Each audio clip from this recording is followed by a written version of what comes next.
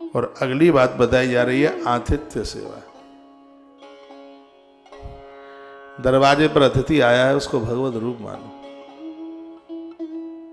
ये माला मत घुमाओ कि ये थोड़ा पहले चला जाए तो चूल्हा नहीं जलाना पड़ेगा। और आप भाग्यशाली तो तब हैं जब तुम्हारे यहां लोग भोजन पंगत के समय पर ही आते हैं। कौन वर्णन कर पाएगा उस आपके भाग्य की। तो माला मत घुमाइए कि रात को न सोए। पद्म पुराण में तो लिखा है अतिथि आया है टांग से लटक जाओ उसे रोकने के लिए, स्पष्ट लिखा है उसमें, पाम पकड़ लो।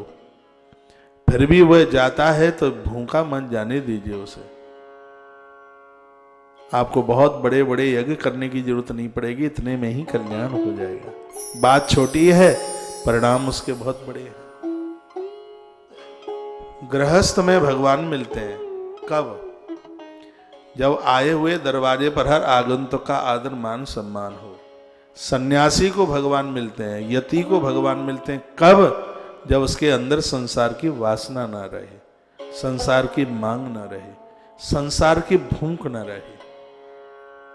अभी भी उसको स्त्री मलूक लगती है, अभी भी संसार के भोगों में वह गड़ा हुआ है, तो वह खाने वाला जो ग्रास है उसको बपन कहा है। सिर्फ कोई कपड़े से सन्यासी नहीं बन जाता।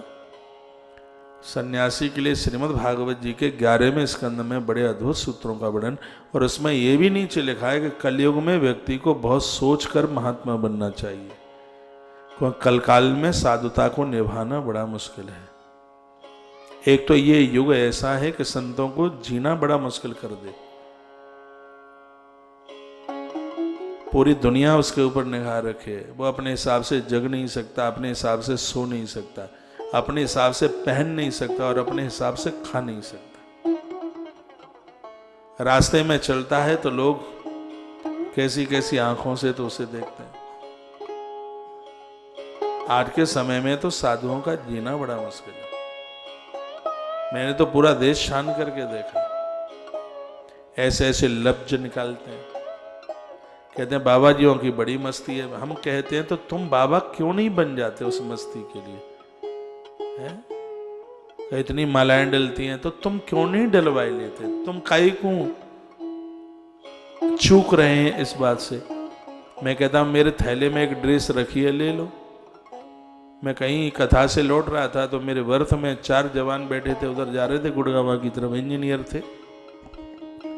रास्ते में एक जगह मिली नागदा, 150 लोग आए माला पहनाने को। 15 कथा जिस नागदा में करी तो एक कथा में 10 भी जोड़े हों तो 150 तो अपने ही आप जुड़ गए।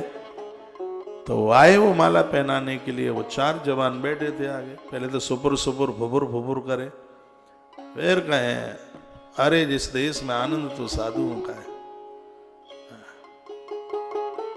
और पता नहीं वो क्या क्या बोले। मैंने कहा भाई साहब का इसको चूक रहे हो इस आनंद से? ये टाई निकाल के फेंक दो, उतारो पैंटा और एक ड्रेस मेरे पास रखी है, ले लो।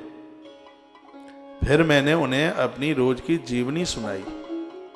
कांपे बेरिया की तरह, मूड के भर हो गए चारों। आज तो वो आश्रम आते हैं, आप तो आश्रम के भगत हैं। वो जो तालियां बजा बजा के हंसते थे बाबा जियों को देख के,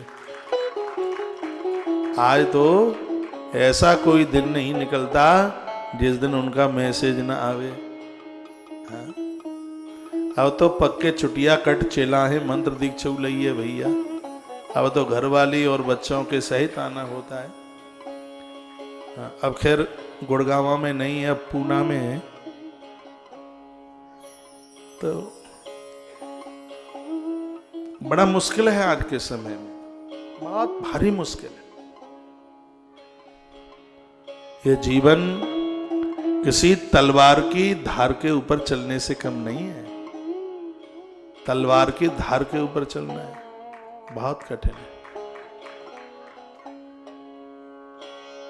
ये ऐसो आराम का जीवन नहीं है, ये तपा हुआ जीवन है। इसमें अपने लिए कुछ भी नहीं है, क्योंकि उसने एक सूत्र पढ़ा है कि परमार्थ के कार्य साधुन धरा शरीर। उसका जीवन अपने लिए है ही नहीं, उसकी बोटी बोटी शरीर की दूसरों के लिए, ऐसा जीवन है उसका। उसके तो शरीर पर भी उनका अधिकार नहीं होता जिन्होंने तुम्हें जन्म दिया था, पाला पोसा था। उसके शरीर पर तो संपूर्ण प्रकृति का अधिकार होता है। ऐसा जीवन है उनका, वंदनीय है, बहुत बहुत प्रणाम करने को लायक है। तो जो इष्ट धर्म के लिए कुछ बातें बताई जा रही हैं, उसमें यदि घर से भूखा ना कोई जावे तो गृहस्थ धर्म बहुत बढ़िया है।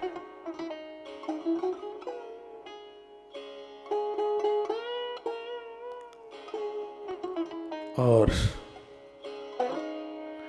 लकड़ी की स्त्री से भी बचने की कोशिश करे तो सन्यास धर्म बहुत अच्छा है। लकड़ी, हाड़ मांस की तो बहुत बड़ी बात हो गई, लकड़ी की नहीं तो माया तू ठगनी हम जानी, संत कहते हैं।